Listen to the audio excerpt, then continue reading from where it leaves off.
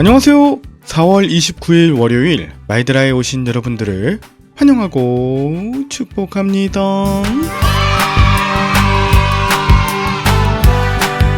이제 열왕기상도 오늘과 내일이면 마무리됩니다. 사실 제가 5월 1일부턴 당분간 판교에서 상계동으로 출퇴근을 해야 할 듯해서 여러모로 바쁘고 분주하지 않을까 하는 걱정이 있었습니다. 새로 부임하는 교회에 집중하고자 마이드라를 중단할 것인가 아니면 계속해서 마이드라를 이어갈 것인가에 대해 고민하던 찰나에 나중에 정 어려우면 잠시 쉬었다가 갈 수도 있는 거니 먼저 겁먹고 내려놓진 말자는 결론에 이르렀습니다. 그리고 오히려 마이드라를 새벽에 나오지 못하시는 그 열림교회 성도님들에게도 전해드리면 이것이 복음의 통로이자 말씀의 도구가 될 수 있겠다는 생각도 들었고요.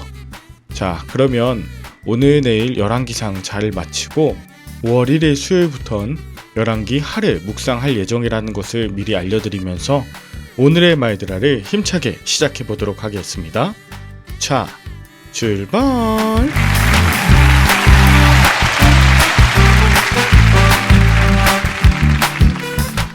오늘은 열왕기상 21장입니다. 오늘 본문은 그 후에 이 일이 있으니라 라고 하면서 시작하는데요. 여기에 그 후는 지난 20장에서 아합이 아람왕 베나닷을 자의적으로 살려주는 불순종으로 말미암아 아합의 집안이 끊어질 것이란 그 말씀을 들은 후라는 걸 말합니다. 선지자를 통해 하나님의 심판의 메시지를 들은 아합이 어떻게 행동했어야 하는가에 대해서 집중하면 되는데요. 그때 아합은 북이스라엘의 수도인 사마리아가 아닌 이스라엘에도 별궁을 짓고 그곳에서 휴양하면서 지냈죠. 그때 2절입니다. 아합이 이스라엘 사람 나봇의 포도원을 자신에게 내주라 하면서 대신에 그보다 더 아름다운 포도원을 줄 것이요 원한다면 포도원의 값을 돈으로 주겠다고 합니다. 그런데 아합의 눈에 나봇의 포도원이 너무 마음에 들었던 것 같아요. 근데 이때 나봇은 이 아합 왕의 제안을 거절합니다. 이건 단순하게 포도밭을 팔기 싫어서가 아니라 3절 내 조상의 유산을 왕에게 주길 여호와께서 금하실지로다 라고 말하는 것을 통해 레위기 25장 23절 모든 땅은 하나님의 것으로 토지를 팔지 말 것이라 이 말씀을 지금 나봇이 기억하고 있고 그 말씀을 지키고자 했기에 아합 왕의 제안을 거절했던 것입니다. 그렇게 아합이 자신의 눈에 보기 좋아 보이는 나봇의 포도원을 탐내는 그때에 나봇이 아합 왕이 땅을 팔라는 요구를 거절한다면 정치적 보복이나 경제적 손해 이런 걸 당할 수도 있는 상황이었잖아요. 그럼에도 불구하고 나봇은 여호와의 율법을 지키려고 애썼습니다. 앞서 말씀드렸던 것처럼 아합 왕은 지난 20장에서 이미 한 선지자를 통해 하나님의 심판을 들었습니다. 그때 아합은 회개하기보다 근심하고 답답하며 분노했는데요. 오늘도 마찬가지로 또다시 이 나봇과의 일로 말미암아 그는 근심하고 답답하다 합니다. 하나님을 떠나 자기 욕심을 위해 우상을 섬기면서 사니 그 마음의 평안과 순종은 사라지고 온통 근심과 답답함만 가득하게 된 것입니다. 그는 왕으로서의 책임이나 사명 없이 그저 자신의 탐욕에 못 이겨 식음을 전폐하고 침상에 들어 누워버렸습니다. 이것을 본 이세벨은 무엇이 진짜 남편을 위한 일이며 돕는 배필의 사명인지 상관없이 7절 일어나 식사를 하시고 마음을 즐겁게 하소서 내가 이스라엘 사람 나봇의 포도원을 왕께 드리리이다 라고 합니다. 그리고는 이세벨은 왕의 이름으로 쓴 편지를 장로와 귀족들에게 보내고 거짓 증언자들을 내세워 나봇이 하나님과 왕을 저주했다 하면서 돌로 그를 쳐 죽이게 합니다. 욕심이 잉태해서 죄를 낳고 죄가 장성해서 사망을 낳게 된 것이죠. 나봇은 기업으로 받은 그 포도원을 여호와의 명령에 따라 지키고자 했지만 거짓 재판을 통해 죽임을 당했습니다. 이건 마치 예수님을 재판장에 세우고 거짓 증인을 동원하여 십자가에 못 박은 유대 종교 지도자들의 죄악과 매우 흡사합니다. 게다가 아합 왕도 이 과정에서 정의와 공의를 세우기보다 그저 이 모든 일이 정리될 때까지 자신의 침상에 누워 있었죠. 마치 빌라도가 자신에게 주어진 권한과 책임을 다하지 않고 불의를 묵인하고 방관한 죄를 지은 것과 마찬가지의 모습입니다. 이에 하나님께서는 엘리야에게 아합을 찾아가 심판을 선언하라 하십니다. 비록 이세벨이 이 모든 일을 꾸미고 실행하였음에도 불구하고 아합 왕이 이 모든 일에 대해 책임을 지게 되는 것입니다. 놀라운 건 엘리야를 통해 하나님의 심판을 전해받은 아합은 27절 그의 옷을 찢고 굵은 배로 몸을 동이고 금식하고 굵은 배에 누우며 또 풀이 죽어 다니니라 라고 합니다. 우리도 때로 도무지 회개하지 않을 것 같던 자가 하나님의 말씀에 회개하는 역사를 보게 되는데요. 마치 요나의 예언을 듣고 금식하여 회개한 니느웨 백성들처럼 아합 역시 하나님의 말씀을 듣고 회개하고 있는 것입니다.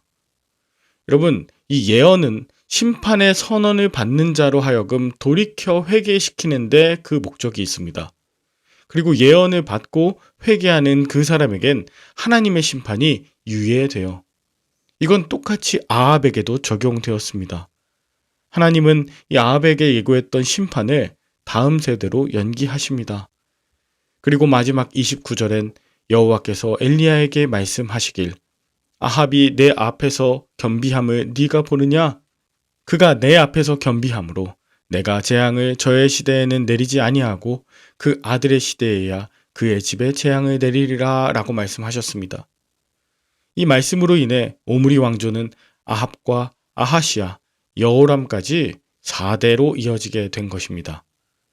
여러분, 하나님께서는 그의 말씀을 듣고 회개하는 자에게 노하기를 더디하시고 용서하시기를 끊임없이 하시는 자비와 은혜, 인자와 진실이 충만하신 하나님이십니다.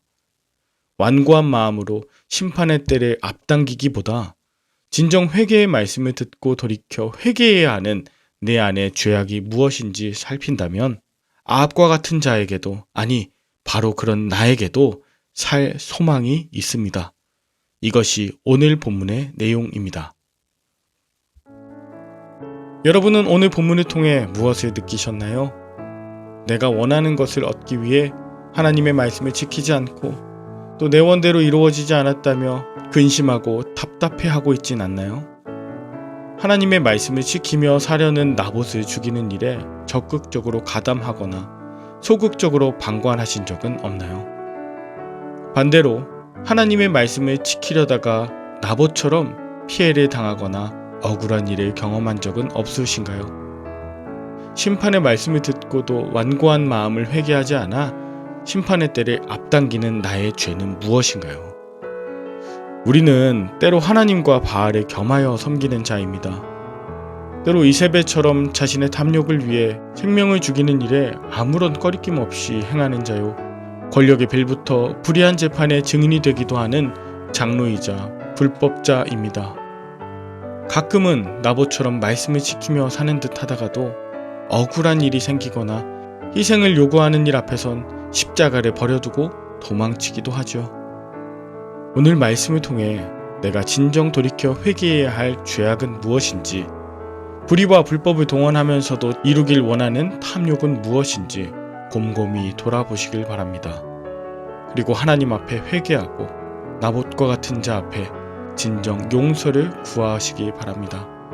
그것이 나도 살고 또 나의 자녀도 살리는 길임을 잊지 않으시길 바라며 함께 기도할까요?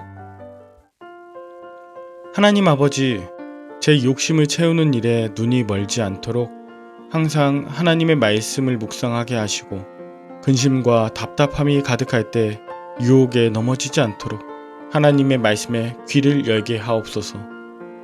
불의와 불법을 동원하여 수단과 방법을 가리지 않고 내 욕심을 채우려 했던 지난날의 악함과 탐욕을 용서하여 주시고 심판의 말씀이 들릴 때에 철저히 자백하고 엎드려 회개하며 용서를 구하는 삶을 살게 하여 주옵소서. 거짓된 회개로 그 상황을 잠시 모면하는 것이 아니라 진정 세상의 욕심으로부터 온전히 돌이키는 용기를 주시옵소서.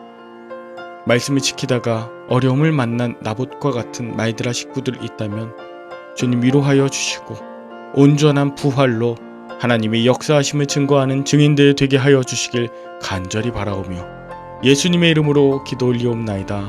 아멘. 오늘도 좋은 하루 되시길 바라며 저는 내일 다시 찾아뵙도록 하겠습니다. 샬롬.